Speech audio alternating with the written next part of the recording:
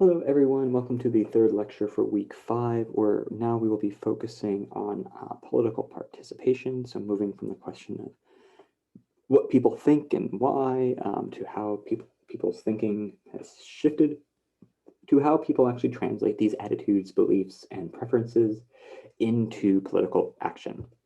So we're going to describe kind of political participation and how people participate in politics.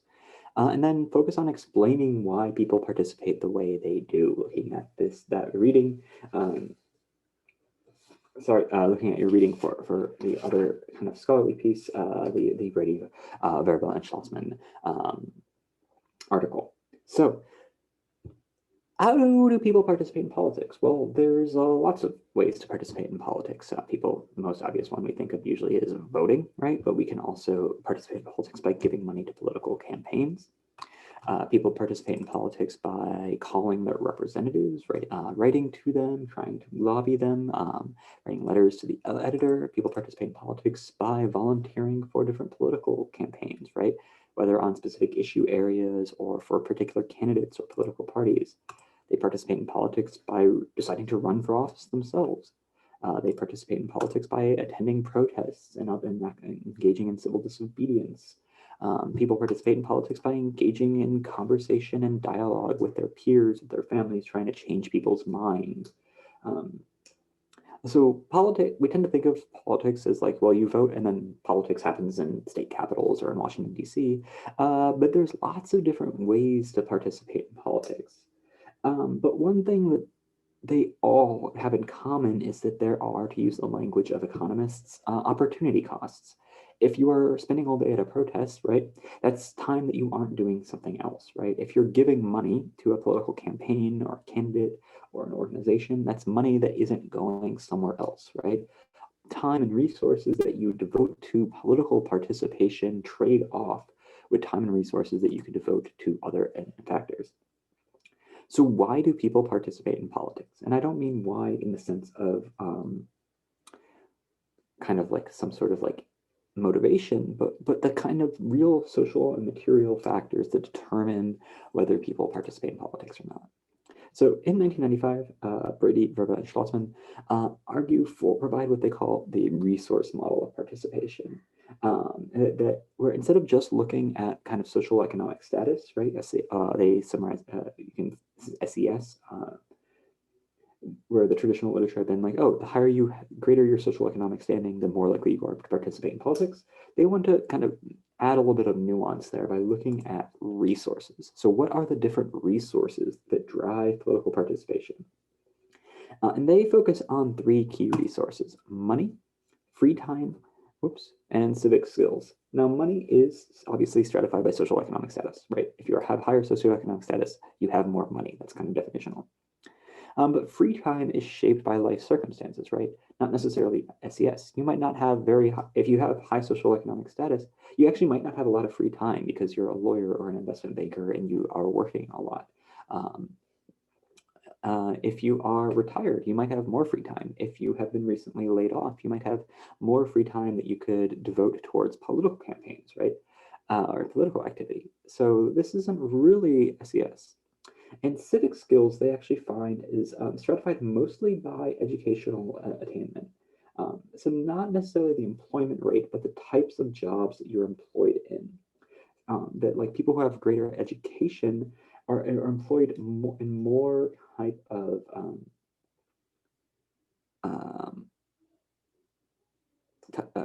communications-based, group-based, team-based jobs that are going to develop certain civic skills that you're going to have more of a leadership role potentially in your workplace.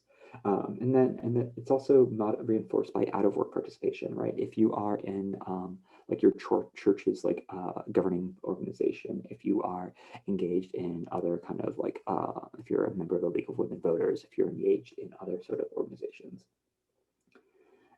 And so their dependent variable is participation, and they kind of collect a bunch of different ways to measure political participation, including voting, contacting representatives, giving campaign money, working on community problems, working on a campaign, going to a protest, being on a board.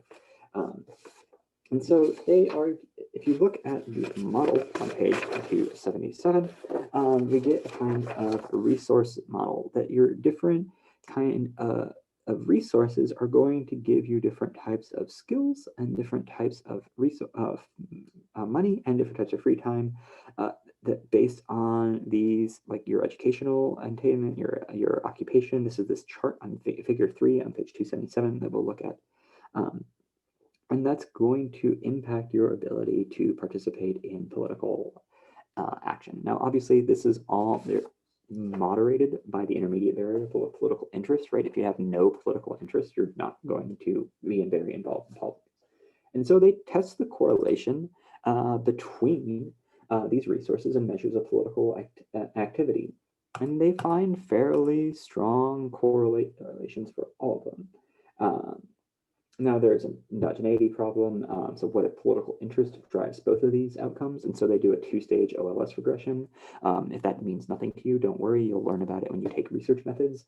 But they're trying to test to see if political interest, if we control for political interests, do our civic skills, money, and free time still kind of determine it? Or is it really political interest that explains it? And they find that civic skills are still important for political participation, not just political interest.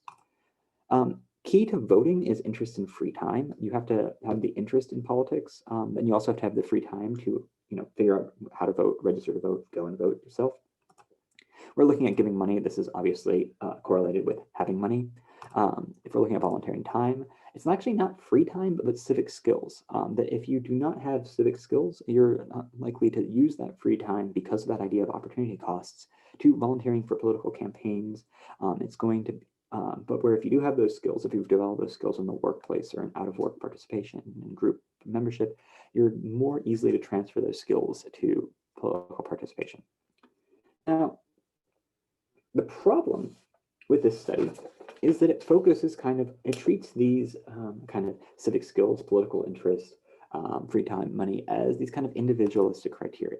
That in an article that is up on the Moodle page as a kind of supplementary article, the political scientist David Campbell argues that we're all embedded in social networks and that these produce significant variation in individual resources. So the resource model is kind of incomplete. That if we actually want to look at, let me pull out the pen, we want to look at kind of these social networks.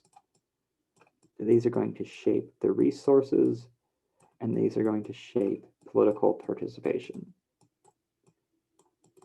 That we actually want to have a more complex model here.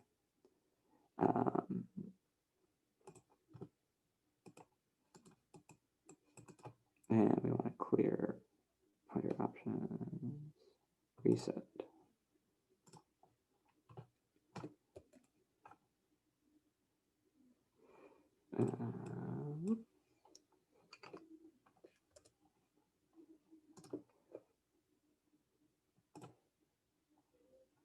So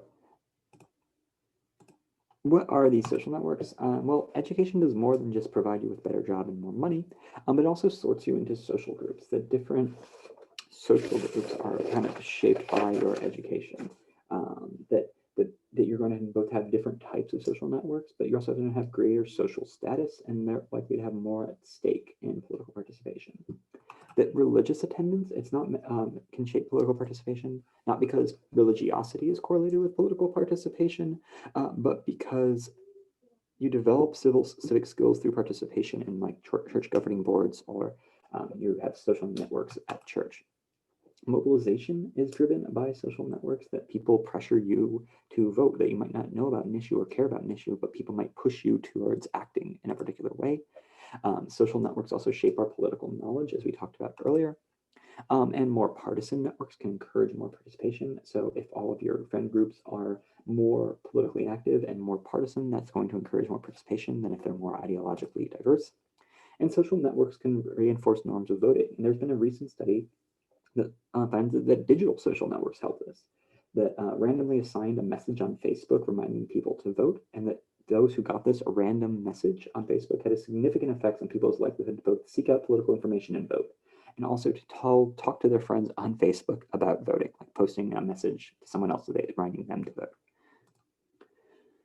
So in your textbook, in chapter 1, they talk about this idea of social capital, or the collective value of all social networks and the inclinations that arise from these networks to do things for each other. This is from the Robert Putnam, the political scientist. And so one thing that social networks do is they help build us social capital that when we are involved in social networks, we are more likely to engage in civic and political activity because we are less likely to think of ourselves as individuals and more likely to think of ourselves as members of community with responsibilities to those communities. Now, Putnam, in the book Bowling Alone, finds that social capital and civic engagement are declining. The title of the book comes from, he looks at, one of the things he looks at is membership and activity in bowling clubs, that has declined significantly, but he also looks at other forms of civic associations. He looks at church attendance, he looks at just like clubs and societies that used to be far more prevalent. And he finds that like all of these different kind of means of building social capital are declining. And he uses this to kind of explain why there's just less civic engagement in American politics. So what I'd like you to think about, and we'll hopefully talk about this in discussion section a bit, is do you think he's right about social capital, that it's declining and that it explains why people are less likely to be engaged in politics? So let's look at a kind of more concrete example. Thinking about our principles of political analysis from week 1, is it rational for people to vote? So political scientist Anthony Downs famously, in his famous Downs paradox, that if voting is driven only by self-interest, no one would vote because the chance that your vote is going to be the deciding vote are pretty minimal, and the opportunity cost is higher, right? So if I'm rationally allocating my time, I'm not going to go vote because it's unlikely that I'm going to kind of influence public policy in a way that will recoup the benefits from the time that I took to register to vote, find my polling place, figure out who I'm voting for, and then go vote. And so this points, the fact that people do vote points to the fact that there must be some other thing other than just kind of an opportunity cost, a kind of cost benefit analysis of resources. So things like civic pride, right? That like we view this as a civic duty. There's pretty robust evidence talking about social norms and pressure, both the Facebook study that I was talking about, but also like if people around you talk about voting, you're more likely to vote. And also that it can become a habit, that like if you vote regularly, you're more likely to keep voting, that if you attended the polling places with your parents as children, you're more likely to vote as adults, and it becomes a kind of habit. You're not thinking about the opportunity cost. And as we'll talk about next week, as my kind of segue to next week's content, political organizations like interest groups and political parties can lower these costs. They can provide party cues that make it less cognitively taxing to figure out who to vote for, because I'm just going to vote for my party ID. They provide nominations and endorsements, right? When different interest groups rate their candidates based, and if you're a member of that interest group, or you care about the environment or healthcare or education or public safety, right? And in interest groups who also care about those issues rank the candidates for you, that can lower the time costs of figuring out who to vote for. They also engage in get out the vote activities and voter registration drives that can also reduce the time opportunity costs of voting. So we're going to talk about this next week, thinking about parties and interest groups. So what do political parties do? What do interest groups do? Focusing on some readings from the textbook. And then we're also going to some short readings from E.E. Schaffsnyder and Matthew Lacombe on interest groups. So the minute paper question for this week, and you can go to bit.ly/Pauls101MP and answer the question, describe and explain political polarization in your own words. How should citizens, party leaders, and institutions, whoever the we is, respond to political polarization? Don't forget, you can ask any questions that you want me to go over in that box of the minute paper form. So that's it for our kind of mini lectures for week 5. I know it was a lot of content, but as we kind of shift gears to kind of more political sciencey things, I hope that this all makes sense to you, and I will see you in discussion section. Take care.